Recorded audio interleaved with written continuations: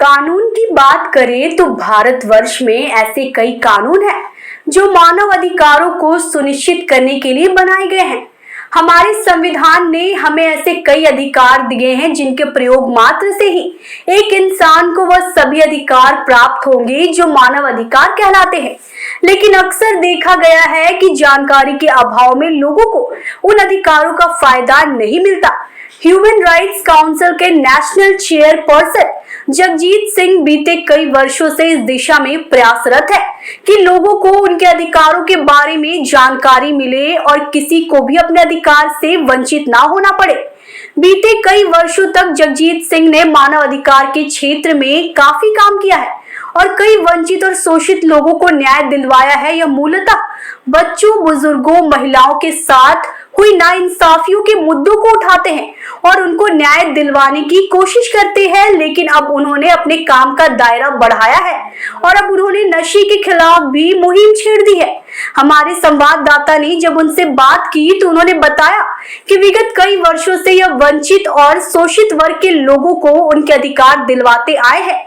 उन्होंने बताया कि विशेषकर बुजुर्गों को, बच्चों को और महिलाओं के साथ जो नाइंसाफी होती है उससे लेकर वो काम करते आए हैं। उन्होंने बताया कि अक्सर देखा गया है कि महिलाओं को घरेलू हिंसा का सामना करना पड़ता है और वह तुरंत अदालत का दरवाजा खटखटाती है। जगजीत सिंह ने बताया कि उनकी संस्था की तरफ से ऐसी महिलाओं को काउंसलिंग दी जाती है। इसके लिए विभिन्न समय शिविर लगाए जाते हैं जहां पर महिलाओं को समझाया जाता है कि अदालत का रास्ता ही एकमात्र रास्ता है। उससे पहले भी अदालत के बाहर मामले को शांतिपूर्ण तरीके से सुलझाया जा सकता है। उन्होंने कहा कि कोई भी संस्था यह नहीं चाहती कि किसी का घर टूटे, किसी का परिवार बिखर जाए, लेकिन जब नौबत इस तरह की आ ही जाती है तो उनके संस्था की कोशिश रहती है कि महिलाओं को उनका उचित न्याय और अधिकार मिले। इसके लिए वो कोशिश करते हैं और उन्हें इस बात की खुशी है कि न सिर्फ पश्चिम बंगाल बल्कि पूरे भारतवर्ष में उनकी संस्था को ऐसे कई मामलों में कामयाबी मिली भी है। वहीं जगजीत सिंह ने बताया कि अब एक और सामाजिक अभिशाप को लेकर उन्होंने एक मुहिम छेड़ी है, वह है नशे की लत। उन्होंने कहा कि उन्होंने देखा है किस तरह से युवा पीढ़ी नशे की लत की आदी हो रही है और इसमें अपना सर्वस्व खो रही है। इस समस्या के समाधान के लिए भी उन्होंने मुहिम छेड़ी है। उन्होंने कहा कि जब हम गंदगी की सफाई करते हैं तो सबसे पहले अपने घर से ही इसकी शुरुआत करते हैं।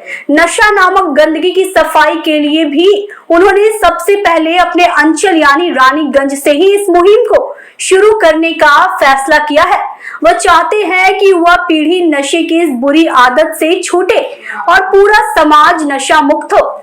वहीं भ्रष्टाचार के मुद्दे पर उन्होंने कहा कि भ्रष्टाचार के खिलाफ भी उनकी संस्था निरंतर संघर्ष कर रही है और उनको इस बात की खुशी है कि केंद्रीय प्रशासन हो या राज्य प्रशासन, सभी से उनको इस दिशा में सहयोग मिलता है। लेकिन भ्रष्टाचार को अगर पूरी तरह से उखाड़ फेंकना है तो इसके लिए आम जनता को जागरूक होना जरूरी है और इसमें भी अपने अधिकारों के बारे में जानना सबसे पहला कदम है।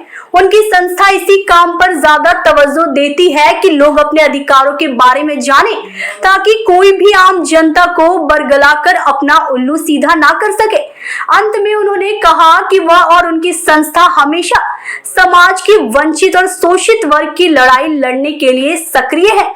उन्होंने कहा कि उनका वेबसाइट humanrightscouncil.co.in पर कोई भी अपनी परेशानियों के बारे में बता सकता है और उनकी संस्था जरूर उनकी मदद के लिए आगे आएगी। रानीगंज से जाहिद अनवर की रिपोर्ट। एक्टिविटी रहती है आपका? देखिए, ह्यूमन राइट्स काउंसिल जो है एक पुराना गवर्नमेंट संस्था है जो कि पिछले काफ़ी सालों से स्टेट में, अपना वेस्ट बंगाल स्टेट हो या फिर इंडिया का काफ़ी सारे स्टेट्स हो, उसमें काम किया जा रहा है। बेसिक हम लोगों का मोटो, हम लोगों का टारगेट है women rights, child rights, senior citizen rights, इनके ऊपर काम करना। लेकिन इनफैक्ट अभी जो हम लोग देख रहे हैं कि नशा जो है ना, ये यूथ का ऊपर, बच्चों का ऊपर काफ़ी ज़्यादा हावी हो रहा है। तो अभी हम लोगों का एक इनिशियल स्टेप रहेगा इसको हटाने के लिए, नशा मुक्त एक समाज बनाने के लिए। तो इसके लिए जैसा भी कार्य होगा, जो भी स्टेप्स होगा, वो ह्यूमन राइट्स काउंसिल लेगी। अच्छा, पश्चिम बंगाल में कौन सा जगह उन्हें टारगेट ले रहे हैं कि जहाँ पे चाइल्ड या यंग जनरेशन में नशा बढ़ रहा है?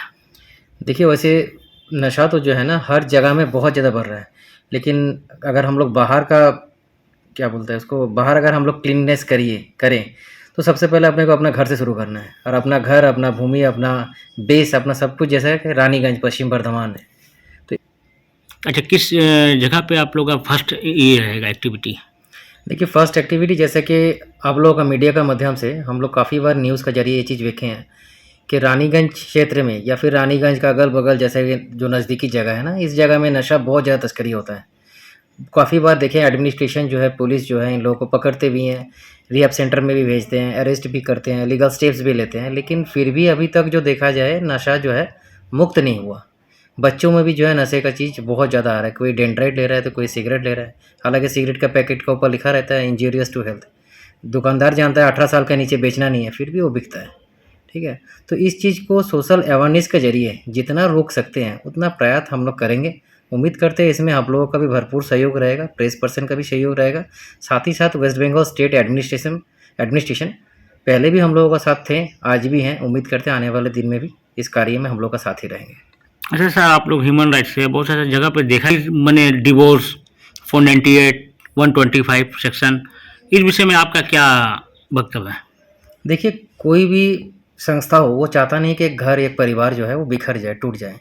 498 में मामला होना मतलब लगभग वो घर टूट चुका है। 125 में मामला होना मतलब टूट गया है, उसको पैसा चाहिए, बस पैसा नहीं है। तो हम लोगों का प्रयत्न यही है, ये हम लोगों का कोशिश है, हम लोगों का लॉ टीम भी साथ में रहता है। ये हम लोगों का कोशिश है कि अगर आउट ऑफ कोर्ट इसको सेटल किया जाए, इसको सलटाया जाए, इसको मिटाया जाए। तो इसको लेकर जो है हम लोगों का लॉ टीम काम करता है। इनफैक्ट आने वाले दिन में भी करेंगे। हम लोग का बहुत सारा ब्रांचेस है जिसमें हम लोग लीगल अवेयरनेस कैंपिंग भी हम लोग देते हैं, फ्री में प्रोवाइड करते हैं। तो वो कैंपिंग का जरिया हम लोग यही चीज़ इस कैंपिंग के जरिए हम लोग ये चीज़ समाज को बतलाना चाहते हैं कि सिर्फ़ और सिर्फ केस करना ही समस्या का समाधान नहीं है। उससे पहले ऐसा बहुत सारा डिपार्टमेंट है, ऐसा बहुत सारा उपाय हैं जो हम लोग ले सकते हैं। लास्ट ऑप्शन तो कोर्ट का दरवाज़ा खुला हुआ है ही है। तो ये हम लोगों का एक इनिशियल स्टेप हम लोग जो है ये भी लेंगे। अच्छा, नहीं हो रानीगंज हो या बंगाल के किसी भी क्षेत्र में, तो आपसे कांटेक्ट कैसे करवाएंगे हम लोग? देखिए, कांटेक्ट करने के लिए हम लोगों का वेबसाइट है। वेबसाइट में जाने पर उन लोगों को मोबाइल नंबर, एड्रेस वगैरह सारी चीज़ मिल जाएगी। क्या वेबसाइट है सर? humanrightscouncil.co.in, humanrightscouncil.co.in। ये जानते हैं क्योंकि काफ़ी ज़्यादा कॉन्टैक्ट्स आते हैं, ठीक है, काफ़ी ज़्यादा परेशानी भी आते हैं। In fact West Bengal state administration हो या फिर सेंट्रल एडमिनिस्ट्रेटिव हो, इन लोगों का सपोर्ट से, इन लोगों का सहयोग से हम लोग पिछले काफ़ी सालों में बहुत सारा केसेस जो है ऑल ओवर इंडिया में, ऑल ओवर हम लोगों का स्टेट वेस्ट बंगाल में सॉल्व किए हैं। करप्शन में क्या एक्टिविटी रहती है आप लोगों का? देखिए, करप्शन में एक्टिविटी इसको तो रोकना सिर्फ और सिर्फ हम लोगों का बस का बात नहीं है। इसमें अवेयरनेस जो है ना आम पब्लिक का अंदर भी चाहिए। ये अवेयरनेस हम लोग ला सकते हैं, लेकिन करप्शन को रोकने का काम जहाँ तक है ये गवर्नमेंट का है। गवर्नमेंट इसमें एक्टिव है, वो और भी एक्टिव रहेंगे। इसमें हम लोगों का जो सपोर्ट है वो हम लोग ज़रूर करेंगे। आपका नाम परिचय?